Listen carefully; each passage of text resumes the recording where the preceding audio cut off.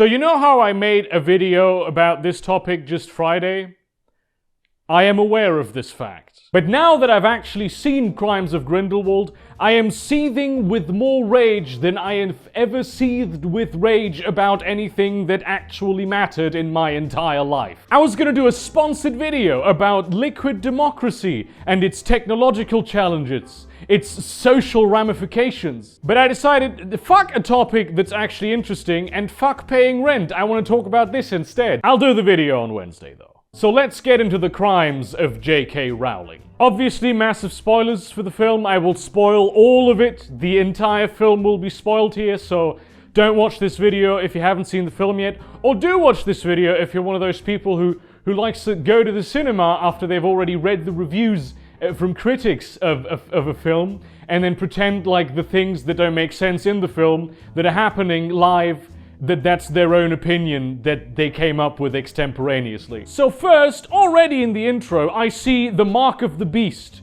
that this film is cursed with. And I'm not even talking about the Warner Brothers logo, which is like the filmmaking equivalent of the I support child labor buttons that ANCAPs like to stick in their fedoras. I'm talking about this abomination right here. Now, I don't know about you, but I ain't never seen this logo on no Harry Potter film. You know what this is?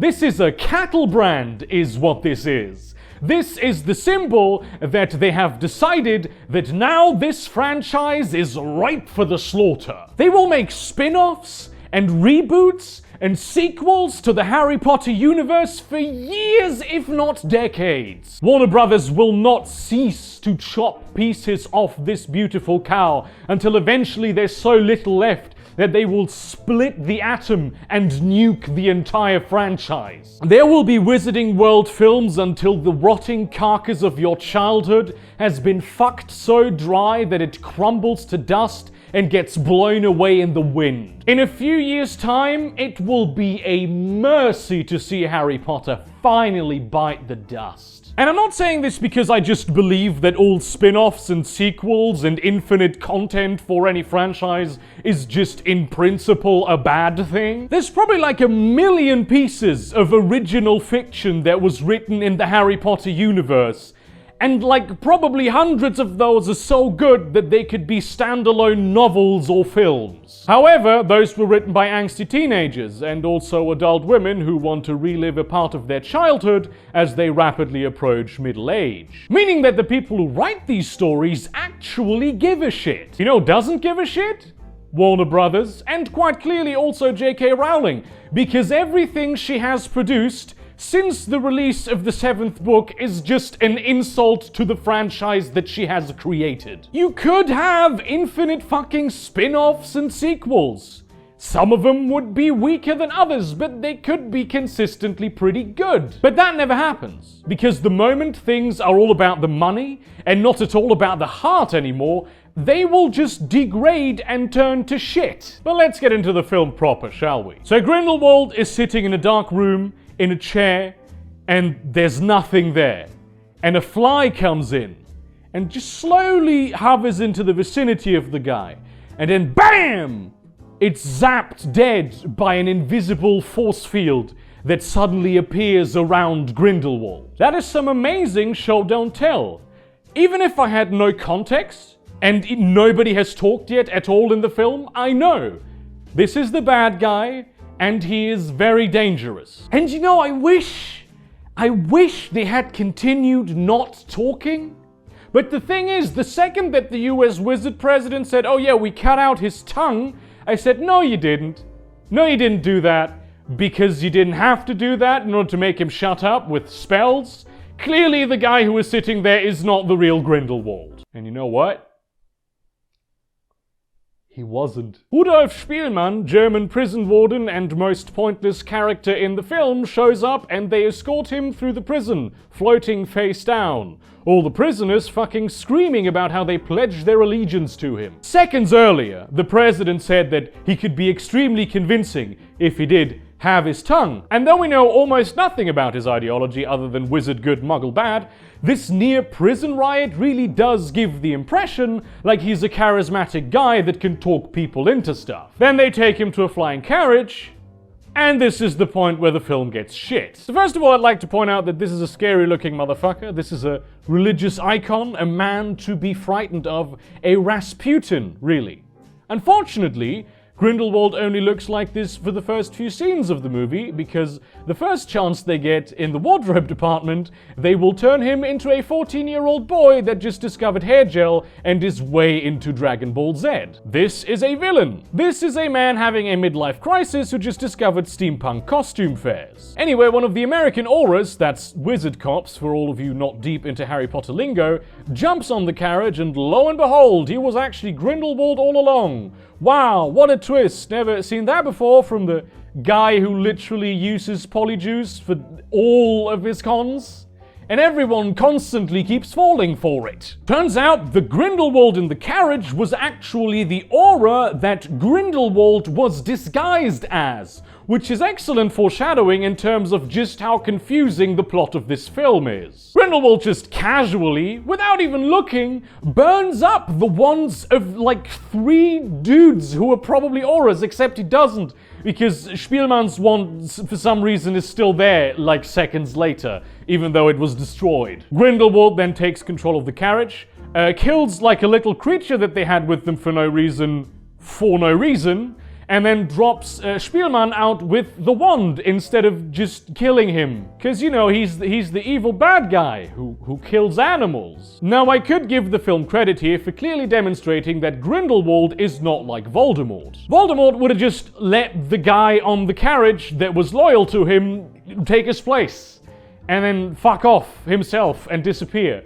But Grindelwald goes out of his way to save him and even restores his tongue, which shows us that he actually cares about his followers being invested in him and trusting him with stuff, right? He helps those who have helped him. There's a certain quid pro quo here, a loyalty not necessarily to people, but to a cause that he has come up with and that he genuinely believes in. As opposed to Voldemort, for whom the whole wizard supremacy thing was just a power trip and a deflection of his own insecurities about being a half-blood. I could give them credit for that, but also just dumb shit happens when Spielmann just drops himself at the last moment. He stops himself from falling into the sea, and we think, oh, this is probably an important character. Next time he shows up, literally the very final scene of the whole film that isn't the epilogue, he's just on the bridge in Hogwarts with all the other characters, like he's been there all along. He doesn't even say anything. Like there is no point to him being there at all. Next up, fucking Newt Scamander is in the Ministry of Magic, autistically interacting with his school-time girlfriend, Leda Lestrange, who is actually engaged to his brother, because that's a thing. And he is autistic. Like, they played it up a lot in this film, more than in the previous film. But it's done very well, because though it is a flaw that he sort of suffers from, it's also his greatest strength. So following the events of the first film, Newt has been banned from traveling internationally. And he wants to have that no longer be the case, because obviously when you're making a book about the magical creatures of the world, it helps to be able to travel around the world. And so the ministry goes, yeah, sure, you can get back to traveling internationally, but you have to join your brother in his department and become an aura, which is a job you are in no way qualified for at all. And also you will have to go and kill Credence, who is the boy that you literally spent a lot of time saving last film, and also who died because he exploded, but actually he didn't die, he's still alive. And Newt goes, nah, I don't want to be involved in this whole war with Grindelwald. I just want to do my magic animals thing. Out of nowhere, this guy just shows up. He was just hanging out hidden in that room, apparently. Like, nobody even says his name at any point. All we know is that Newt knows who he is, and he doesn't like him. He's supposed to kill Credence if Newt won't do it, and he probably has a big dick. You know those job interviews when you don't get the job, and then the guy who actually does get the job sort of comes into the room and calls you a pussy? It's one of those. The whole travel ban, literally completely pointless. Like, Newt breaks it the very next day and there are no consequences whatsoever. It's never brought up again. So after Newt says, no, I don't want to fight Grindelwald, he's in London. And Dumbledore shows up on a rooftop. Turns out they actually really did cast Jude Law as young Dumbledore and not Jared Harris, as I had been suspecting that was a joke. Because Jude Law just isn't fucking Dumbledore, and Jared Harris is literally the son of the original Dumbledore. I get super mad about this in the video I did on Friday also, so go check that out if you haven't seen it yet. So it turns out that the entire last movie happened because Dumbledore sent Newt to New York, not because Newt was a hero of circumstance, someone thrown in a situation that he really wanted nothing to do with, which was the thing that made him so sympathetic in the first place. And Dumbledore tells Newt to go find Credence and save the boy and fight Grindelwald. And Newt goes, listen, you fucking cunt, I just want to do my animal thing, stop trying to drag me into this war, Jesus Christ. Just because you fucking molested me once at Hogwarts doesn't mean you get to order me around forever now. He doesn't say that. But he should have. He still says no, but he should have said that. So Dumbledore fucks off and Newt goes home where he has his own private zoo in his basement. You know, like the briefcase that he has, except a lot larger and also with a housekeeper that is somehow super into him and never is mentioned again ever. This is the Fantastic Beasts part of the film. It has nothing to do with the plot, but it's cool and I liked it. And also, the baby Nifflers are cute as shit. So he rides around on a Kelpie, which is literally a magical seahorse spirit made of kelp, which I really liked. And then his American friends show up because Dan Fogler was so fucking good in the last film, we can't have another one without him. But wait, it's not all three of his American friends. It's just Jacob and Queenie, because Tina, the one he was actually into, much to his housekeeper's chagrin, thinks he's engaged to the girl that his brother got engaged to, because they mixed up the names, and let's be fair, he did hit that in high school. Apparently, the Wall Street Journal is the paper of choice in the American wizarding world. One issue being that Jacob is supposed to just not remember anything from the last film.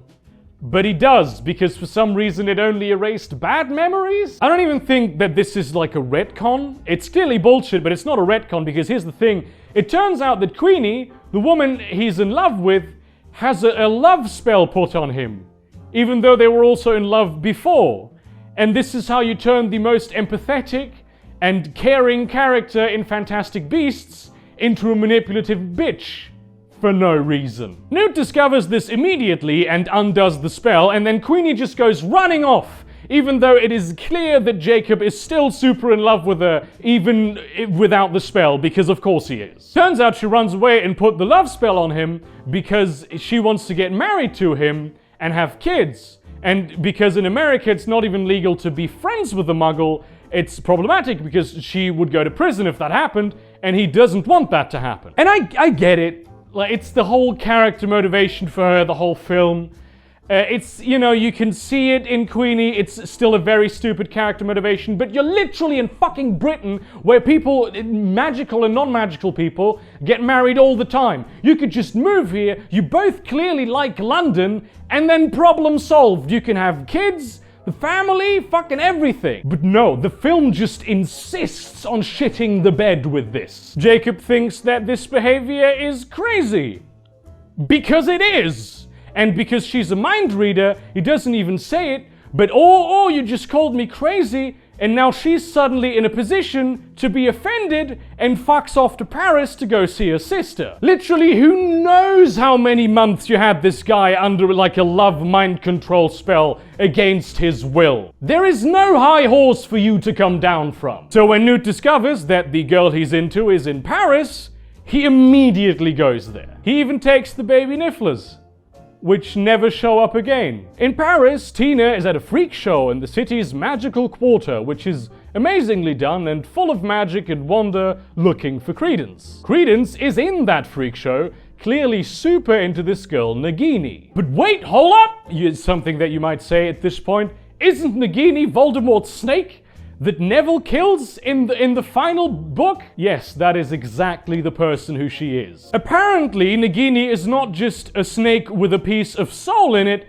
but actually a maledictus, which is a woman that turns into a snake and eventually will not be able to transform back into a human, and will then always be a snake. Why?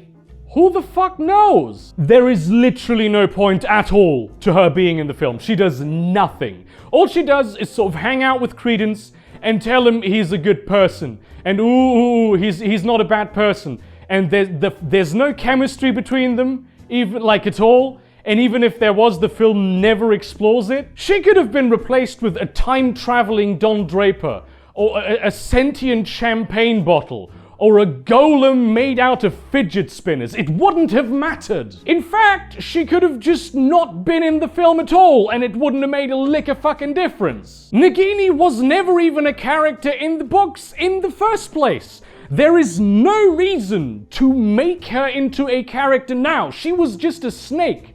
But this whole thing is just a testament to how little J.K. Rowling can maintain the integrity of her own universe. So Credence is in Paris to find his mum, and thus they break out of the circus. Some huge fucking dragon creature also gets loose, which Newt eventually sort of becalms and becomes friends with, and the circus is packed and they fuck off. Meanwhile, Tina is utterly incompetent at handling the whole situation and runs into this guy, who introduces himself as Yusuf Karma, and goes to have coffee with her. You know who's also in Paris? Grindelwald. Why? Maybe the pastries. I don't know. The only thing I do know is that he has his followers kill 2 muggles and then their infant child. Because he's evil. Then he takes a bong rip out of a skull. And I wanted to have this scene here and put Cypress Hills under it. But I couldn't because there's just no video of this yet on the internet. So Newt and Jacob arrive in Paris, and Newt just starts doing all this crazy spell work in the middle of the French Diagon Alley. And nobody cares. Nobody else is doing magic. The other wizards are just walking around, not giving a shit about this guy making this huge charade. They run into Yusuf, who takes them to the same dungeon that he's keeping Tina in, for some reason, and then he locks them in there and falls over. So they break out of their dungeon, they go to the guy, they help him get rid of the eye parasite he had, for some reason, which never comes up again, ever, and he just drops a fuck ton of exposition on them. Apparently Corvus Lestrange Sr. raped his mum, and that is how Leda Lestrange came into existence, and why also she is mixed race. His mother then died, his father went crazy, and Lestrange just got a new woman. And had another child, which was a boy, and he named him Corvus, because naming boys Corvus is just something that the Lestranges do. Because Lestrange Sr. never loved his daughter Leta, which is evidenced by the fact that he sent her to fucking Britain, so she would go to Hogwarts, and not the French magic school, he decided not to kill her, but the son instead, because the son is the only person that Daddy Lestrange ever truly loved. He even made an unbreakable oath to seal the deal. Now, why is he explaining the entire lineage of his family and a family that he is somewhat related to? Well, it turns out this is the main plot of the film. Also happening, Queenie is running through Paris looking for her sister, and is then overwhelmed by the thoughts of all of the people in Paris, and she sort of collapses. And a random lady comes over who is clearly evil and helps her out. She takes her to tea, and just when Queenie realizes that something is off, Grindelwald shows up, knows who Queenie is for some reason, and talks some shit about getting to love whomever you want. And that apparently convinces Queenie that he is the real deal. This is one of those things that pisses me off most about this film. It's that not only would Queenie never ever work with literal wizard Hitler, that's just not her character. It's that, Grindelwald is supposed to be this guy who can convince anyone to do anything because he's so charismatic. And the one time that we actually see this happening, and this is not just told to us, it's really not very convincing. But I'll get into this more later. Also, another thing that happens is that Credence and Nagini find the mansion where he was born, and they don't run into his mum, but a half-elf that was apparently his maid and delivered him to America when his parents didn't want him anymore. But before Credence can get any answers, Big Dick Man shows up out of nowhere and kills the bitch, and then just sort of stands there in a protective bubble as Credence just sort of pounds on him. Let's talk about power creep real quick. See, the first Fantastic Beasts movie already had it. There was just spells that in Harry Potter were a big deal. They were just casually farted out there. Big Dick Man Avada Kedavra's the maid without even saying the spell Avada Kedavra, which is something that, if you know a little bit about Harry Potter lore, is possible with pretty much any spell. It's something that battle mages do very often, so that their opponent doesn't know which spell they just used. However, not even Voldemort could Avada Kedavra without saying the words. And he was like really powerful, and he was really into Avada Kedavra. So this random motherfucker just does it. Boom! So is Big Dick Man actually more powerful than Voldemort? Find out next time when you tune into literally everything you loved in your childhood, dragged into a dark alley and having the shit kicked out of it for money. Also happening in parallel, the Auror-in-Chief of the British Ministry of Magic goes to find Dumbledore, accuses him of being a Grindelwald sympathizer because the two were a big gay item in the past, and he is now refusing to fight him. Puts magical handcuffs on him that will record all the spells he casts, which never become an issue or anything ever, and bans him from teaching defense against the dark arts. Now, astute Harry Potter fans will know that this is obviously not a problem, because it is already established in the lore that Dumbledore taught transfiguration and not defense against the dark arts. But psych!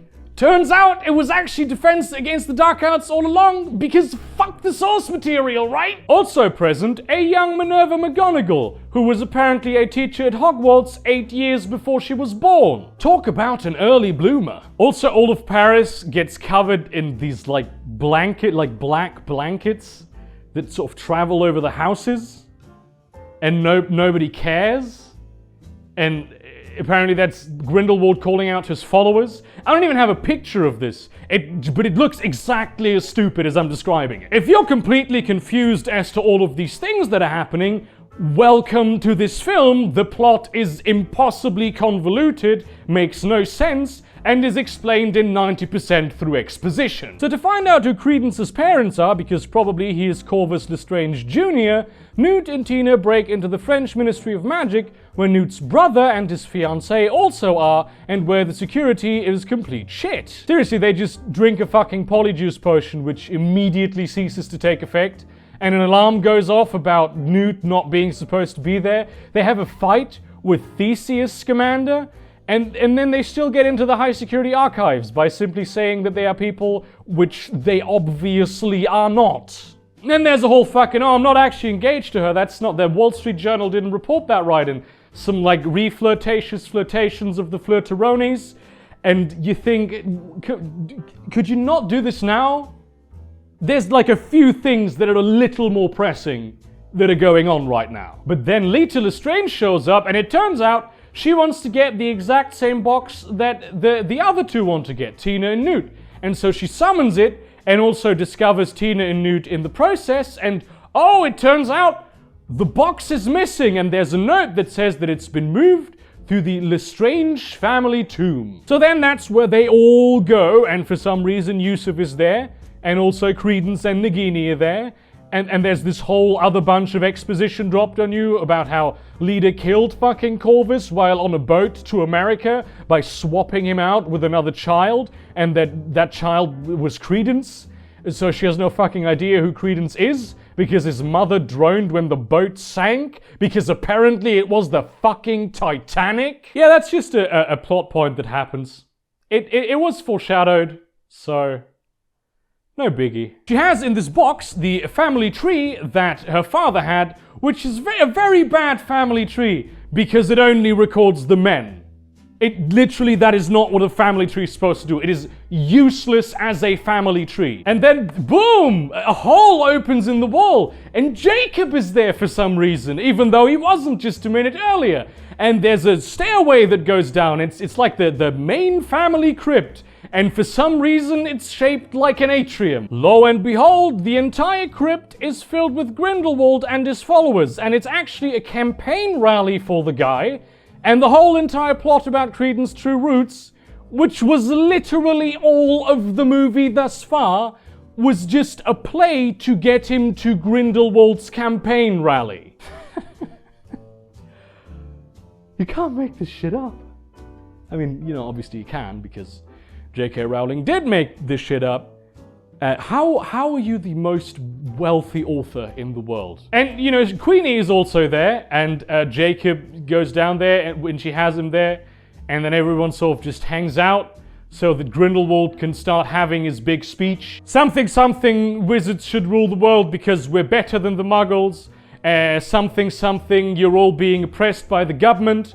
Something something, I don't hate muggles, but they're chattel. And then he takes another hit from the bong and blows a vision of the future into the room in like the smoke. And it's World War II, which hasn't happened yet on account of this is 1927, right? This is like the full thing, like war, tanks, boom boom planes, concentration camps, no actual SS Nazis or like red armbands and shit. Probably, you know, but like the point of the whole speech is at the end of the day, vote Hitler so that Hitler doesn't come to power. And this pisses me off because Grindelwald's ideology is just completely lacking in any kind of complexity. Like, it was okay for Voldemort because it wasn't like a central thing about him, but Grindelwald is supposed to be like a populist demagogue. He's not very good at it though. At no point in the entire film is Grindelwald anything ever than obviously the bad guy and villain. And that's just not how populist demagogues operate. He is neither approachable nor charismatic. He doesn't speak with passion or conviction. He doesn't have any concrete ideas about anything. And he's just generally incredibly unlikable. How anyone would ever fall for anything he says is completely beyond me, especially considering that he's supposed to be like Hitler. But this is not what Adolf Hitler was like at all. He was a skilled orator, and he said he cared about the German people and that they'd been oppressed all this time, and that's like where the parallels end. Where Hitler was just this like normal guy who seemed approachable, he had this just like everybody else vibe going on.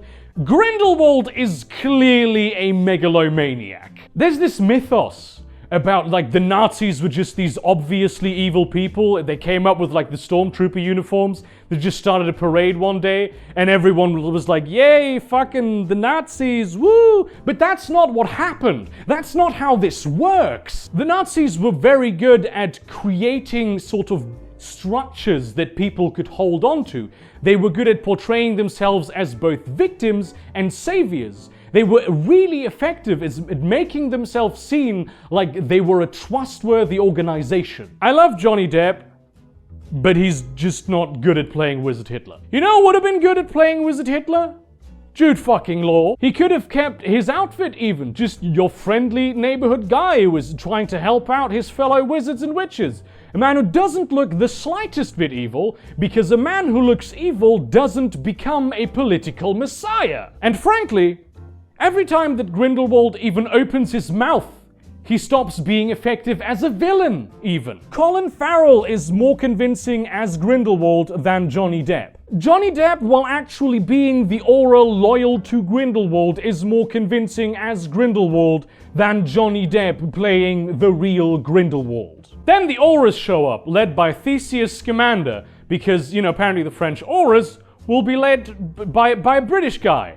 And the chief of British Auraring, who is in Paris because we have seen him before, didn't see fit to show up because apparently he had dinner. One of the auras kills a Grindelwald supporter, though I am like 90% sure that that's the guy who also freed Grindelwald in the first place. So it's all mega fake, and Grindelwald has his supporters apparate away and tell the world that they are being victimized by the big government, which, you know, if it wasn't so obviously fake and like badly engineered, would be a smart move for him because it would portray him and his movement as victims. Then instead of fighting Grindelwald like auras ought to do, they just let him create this weird blue fire that allows those loyal to him to pass and everyone else to get immediately burned, which is a super fucking powerful spell that gets even worse in a minute, and fucking Queenie abandons Jacob to join Grindelwald so she can be with Jacob. Leta Lestrange then proceeds to sacrifice herself for absolutely no reason, and then Grindelwald proclaims his hatred for Paris, disapparates also, and the weird blue fire becomes not one, but two blue fire dragons that sort of break out of the crypt and begin laying waste to all of Paris, and everyone dies in the crypt aside from the main characters. Nicholas Flamel shows up, the guy who made the Philosopher's Stone and who has been in the movie for no fucking reason, and quickly drops on them that these dragons are obviously going to destroy Paris and that they have to encircle them and do a spell to take them down. And so they do. And then they're in Hogwarts, and Newt gives Dumbledore this weird-ass locket right here that apparently it showed up again and again through the film. We were all speculating what it is, and apparently it's the product of a blood oath that Dumbledore has with Grindelwald. And because this is the thing that stops Dumbledore from being able to fight Grindelwald and vice versa, he just now decides that he wants to destroy it. And let me tell you, few things have ever made me this angry. We're told that these two guys were super close, like gay close, like there was a deep relationship, young love, like the whole shebang. At no point is this relationship explored even in the slightest bit at all. Why was Dumbledore part of this? The whole Dumbledore not wanting to fight Grindelwald until like the very end, because obviously we know it's gonna happen. We've read Harry Potter, and it's in the history books of Harry Potter that Dumbledore did.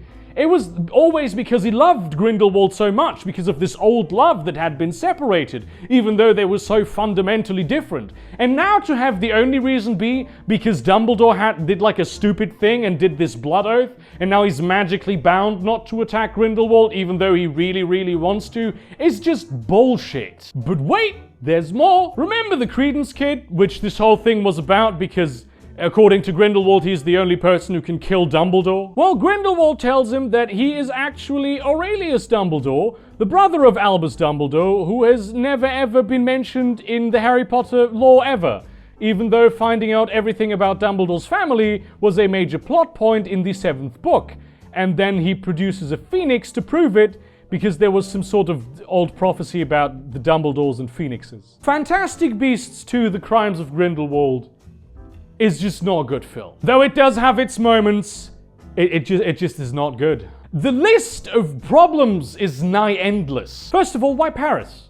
Paris is just a backdrop in this film. This could have literally happened anywhere else, because they refused to do anything with the incredibly historied and interesting city that they decided to set this film in. It's already established in Harry Potter lore that there is a British Lestrange bloodline. That could have been the bloodline about who this whole thing was about from the very beginning. And considering the fact that French surnames are fairly common in England because of the history that these countries have had, like, it would have not been surprising if Lestrange was just a British bloodline. Then you have all of the out-of-character behavior. Most of all, Queenie going over to Grindelwald, like joining his organization, just so you have like a main character that can be redeemed in later films, or even better, a reason for the audience to be invested in the heroes foiling the plan that someone else has to just nuke the base of the bad guy. The power creep that makes this film just utterly absurd. Dumbledore, like old Dumbledore, like much more powerful Dumbledore than like Dumbledore in the time at which this film plays, once does a spell that is like maybe roundabout as impressive as the thing that Grindelwald just casually flicks out of his ass in that fucking tomb. And he collapses over it. And don't come at me with the Elder Wand bullshit, because Dumbledore at that time had the Elder Wand. Exactly like Grindelwald. However, Grindelwald should not be able to control the Elder Wand because he was disarmed by Tina in the last movie. This also was a major plot point in the last Harry Potter book, because the line of succession of the Elder Wand went through Malfoy. Because though Snape killed Dumbledore, Malfoy was the one who disarmed him, and so he defeated him, and that is why the Elder Wand switched allegiance to Malfoy. They just demystified Nicholas Flamel for no reason. Just keep him out of this. Don't drop him on us like an anvil. Just the constant bad fan service made this film much worse than it could have been. There's a time and a place for fan service. It wasn't most of the movie. You know something that was like completely missing from the whole film? The Deathly Hallows. Imagine seeing a History Channel documentary on the rise of the Nazis and there's just not a single swastika anywhere. You see how that might be a problem? You know, the one thing that a lot of people are actually really shitting on this movie for, and that I thought that they actually did very well, is the integration of the Fantastic Beasts. Being good with magical creatures is what makes Newt a special character. It's his skill, it's how he gets out of problematic situations, it's how he approaches problems, right? It's not because he's so powerful or so charming or knows everything. It's his skill with the animals. And once again, most of the time he fixes a problem, he does so through his knowledge or through the help of the animals that he loves and that are friends with him. And I personally don't feel like that was ham-fisted. Although we left the cinema very disappointed yesterday. And the film could have been so much better, like easily. If you'll take some notes from me, go write this down. Don't put Nicholas Flamel. Like, just don't have him. He was this great figure that was always somewhere and nobody knew who he was. Now he's like a skeleton living in a ramshackle house in Paris. Make the whole thing about like the Lestrange bloodline from the very beginning. Like, make clear this is about the Lestrange bloodline. Don't introduce this after like the first third of the movie, and also have it all be about Grindelwald trying to rally political followers. Maybe have it like, oh yeah, he's done all these crimes, but the French should like super into right of assembly, which they are. And then, you know, that's why they don't arrest him, and there's this huge political battle about, we should arrest him, oh no, we cannot because he has a right to preach his bullshit. Right, that kind of thing. Make Leda Lestrange wonder how he took charge of like the blue raven spirit that's supposed to protect the Lestrange tomb when they find out that the rally's supposed to be there. That way, when he does the whole monster summoning thing at the end, it's not just a creature he just created out of nothing. It's something that was already there and that he managed to take control of. It just makes him less powerful. Have a non-Johnny Depp Grindelwald actually be nice to people, not look like a villain, but like a victim, and help others out genuinely so he can convert them to their cause. Because that's what it's like to be charismatic. Don't have the freak show. I mean, do have the freak show, but like have the freak show just be a one thing, and have the French Diagon Alley just be all about like the arts, like a never-ending carnival. That gives it a lot more character than it's just in the film, it's just like a street where there's no cars and people who basically all wear the same outfit walk around. It has absolutely no character whatsoever. And here's the main thing, and this is gonna get like really dark. So we know that the Dumbledores were not the happiest or like best of families. So it is rumored that Dumbledore's sister was an Obscurial, much like Credence is, the character that Grindelwald tries to get, and she died aged 14 because Dumbledore neglected her and was too infatuated with Grindelwald. Here's how you make Dumbledore like deeply, almost irredeemably flawed, okay? So that he works his entire life pretty much selflessly to fight the forces of evil. So back when he was super infatuated with Grindelwald, so was his sister. And Dumbledore and Grindelwald, being two men, can't have any kids. And so being young and stupid and reckless, they decided to take advantage of that. Grindelwald gets Ariana pregnant. The idea is that he has manipulated Dumbledore into believing that this will sort of be their child, because this is like an abusive relationship, obviously, like Grindelwald is sort of a sociopath.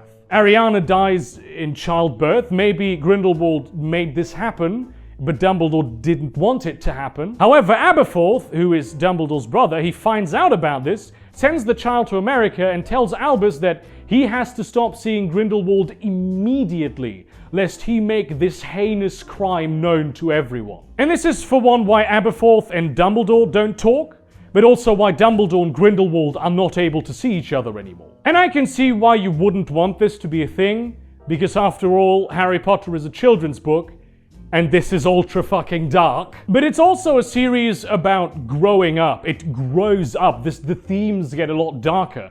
And at the end, this huge idol that Dumbledore has always been for Harry gets revealed as actually being this tragically flawed character. But just how bad it got is deliberately kept a little vague. Fantastic Beasts is for adults. This is something fucked up that people do, This is something that you would find in a serious character drama. Or, you know, you could just not make Fantastic Beasts in the first place ever and make a fucking Marauders movie because that's the one that everyone wanted. Thank you very much for watching this probably longest video on my channel. The battery's running out on the camera. Support me on Patreon, buy the merch. I've heard it said that I can sort of translate the store to like Europe so they can print in Europe, because right now the fees of shipping from America are too high, but they shouldn't be because Spreadshirt is also in Europe. I haven't heard anything back from them yet, but I think that'll happen. In that spirit, I appreciate all of you. You know, maybe don't watch this movie or watch this movie. I don't care. Yeah, I feel like I wasted money. I don't really feel like I wasted money. Read Harry Potter. That's the takeaway. And see you around, cunts.